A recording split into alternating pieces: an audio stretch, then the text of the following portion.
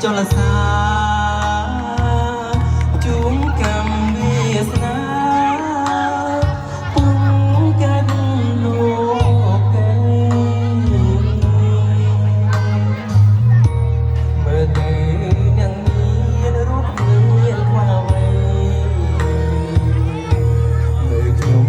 ក្រកៃជួនអិន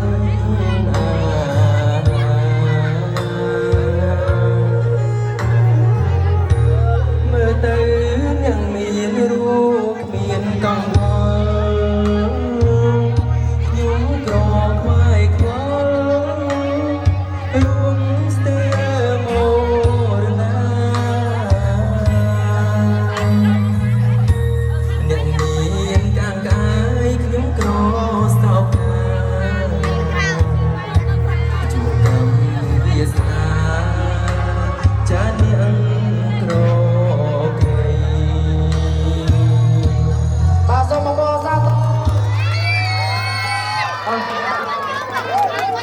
ណៅតិចមកចាមិញនេះក្រោមឆាកយំត្រហូតែម្ដងបាត់កំសត់ខ្លាំងបាទខ្ញុំហូដល់ហូទឹកស្បោទៀតបាទហើយឥឡូវទៅលើលោកពូសាត់ខីឆ្លងជាមួយនឹងពេង